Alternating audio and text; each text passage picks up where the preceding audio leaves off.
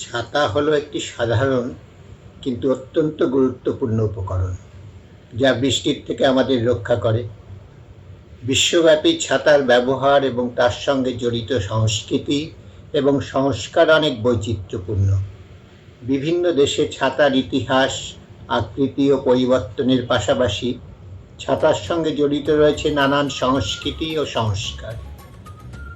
আমি ডাক্তার অশোক সরকার, আর আপনারা দেখছেন আপনাদের প্রিয় ইউটিউব চ্যানেল ইনফোস্ফিয়ার ডক্টর অশোক।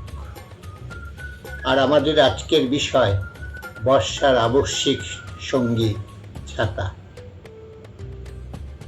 ছাতার ইতিহাস অনেক পুরনো। প্রাচীন মিশর, গ্রিস এবং রোমে ছাতার প্রাথমিক ব্যবহার শুরু হয়। মূলত তখন ছাতা ছিল এক ধরনের সৌন্দর্যবর্ধক উপকরণ, যা উচ্চবিত্ত নারীদের রোদের থেকে রক্ষা করতে ব্যবহৃত হতো।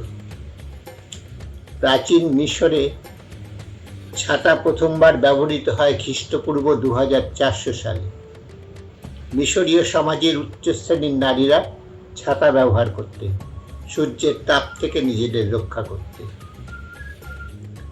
প্রাচীন চীনে ছাতা প্রথম ব্যবহৃত হয় প্রায় 21 শতক খ্রিস্টপূর্বে। তখন ছাতার কাঠামো ছিল বাঁশের এবং তা পেপার দিয়ে আবৃত ছিল। ছাতা তখন মর্যাদার প্রতীক ছিল এবং শুধুমাত্র সম্রাট বা রাজকীয় ব্যক্তিরাই তা ব্যবহার করতেন। প্রাচীন গ্রিস ও রোমে ছাতা ব্যবহৃত হয়েছিল খ্রিস্টপূর্ব 400 সালে।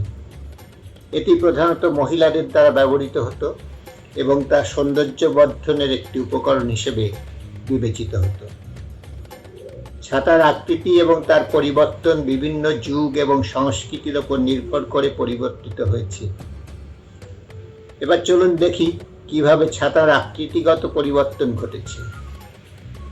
প্রাচীন চীনে প্রথম ছাতাগুলো ছিল বড় এবং এক ধরনের পেপার দিয়ে তৈরি, কাঠামো ছিল বাঁশের। পরবর্তীতে ছাতার আকারে কিছু পরিবর্তন আসে এবং তা ছোট হয়ে যায় এবং পেপারের পরিবর্তে জলরোধী কাপড় ব্যবহার হয়। ইউরোপে ছাতার প্রথম ব্যবহার শুরু হয় 17 শতকের শেষ দিকে। প্রথম দিকে ছাতাগুলো ছিল খুব ভারী এবং বেশিরভাগই পুরুষদের জন্য তৈরি করা হতো। পরবর্তীতে ছাতার কাঠামোতে লোহা বা স্টিলের ব্যবহার শুরু হয় এবং ছাতার ওজন কমানো হয়। বর্তমানে ছাতার আকৃতি খুবই কম্প্যাক্ট এবং সহজ বহনযোগ্য। অ্যালুমিনিয়াম বা ফাইবার গ্লাসের ফ্রেম ব্যবহার করে ছাতাকে হালকা করা হয়েছে। এছাড়া স্বয়ংক্রিয় ছাতা, যেগুলো একটি বোতাম চাপ দিয়ে খুলে যায়, সেগুলোর প্রচলনও বেড়েছে। এবার আসি ছাতার সংস্কৃতি ও সংস্কার নিয়ে কিছু কথায়। ছাতার সঙ্গে বিভিন্ন সংস্কৃতি ও সংস্কার জড়িত। বিভিন্ন দেশে ছাতার ব্যবহার এবং তা নিয়ে কিছু প্রথা রয়েছে, যা ছাতাকে শুধুমাত্র বৃষ্টির হাত থেকে রক্ষা করার যন্ত্র নয়, বরং একটা সাংস্কৃতিক প্রতীক হিসাবে তুলে ধরে। জাপানে ছাতা শুধুমাত্র বৃষ্টির হাত থেকে রক্ষা করতে ব্যবহৃত হয় না, বরং এটি সেখানে সৌন্দর্যবর্ধক উপকরণ হিসাবে বিবেচিত হয়। তাছাড়া জাপানে ছাতা, যাকে ওগাসা বলা হয়, তা বিভিন্ন রং এবং ডিজাইনে তৈরি হয়, যা জাপানি সংস্কৃতির একটা অংশ। ভারতে ছাতা একটি ঐতিহ্যবাহী প্রথা হিসেবে ব্যবহৃত হয়। বিভিন্ন উৎসব এবং অনুষ্ঠানে ছাতা ব্যবহার করা হয়। বিশেষ করে দক্ষিণ ভারতে ছাতা দেবদেবীদের মূর্তি পরিবহন করার সময় ব্যবহৃত হয়। ব্রিটেনের ছাতা শুধু বৃষ্টির হাত থেকে রক্ষা করার উপকরণ নয়, বরং এটি একজন ব্যক্তির সামাজিক অবস্থানের প্রতীকও। ব্রোলি নামে পরিচিত ছাতা ব্রিটিশ সংস্কৃতির একটি অপরিহার্য অংশ। কিছু আফ্রিকান সংস্কৃতিতে ছাতা সম্মানের প্রতীক। বিশেষ করে আফ্রিকায় বিভিন্ন ধর্মীয় এবং সামাজিক অনুষ্ঠানে ছাতা ব্যবহার করা হয়। ছাতার সঙ্গে বিভিন্ন সংস্কার এবং আচার জড়িত রয়েছে। কিছু সংস্কার ধর্মীয় এবং কিছু সংস্কার সামাজিক প্রথার উপর ভিত্তি করে গড়ে উঠেছে।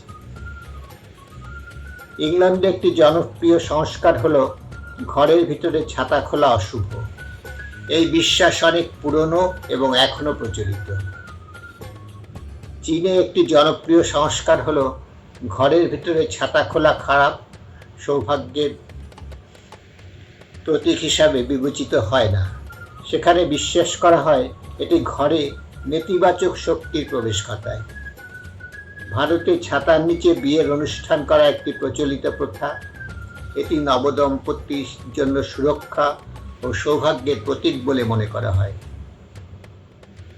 ছাতা শুধুমাত্র বৃষ্টি থেকে রক্ষা করার জন্য একটি সরঞ্জাম নয়, বরং এটি বিভিন্ন সংস্কৃতি এবং ঐতিহ্যের সঙ্গে জড়িত।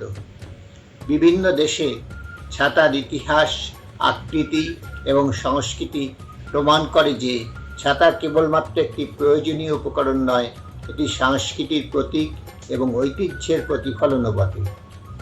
ছাতার সঙ্গে জড়িত সংস্কারগুলি বিভিন্ন সমাজের বিশ্বাস এবং প্রথার প্রতিফলন, যা যুগ যুগ ধরে মানুষের জীবনযাত্রায় ছাতাকে একটি বিশেষ স্থান প্রদান করেছে।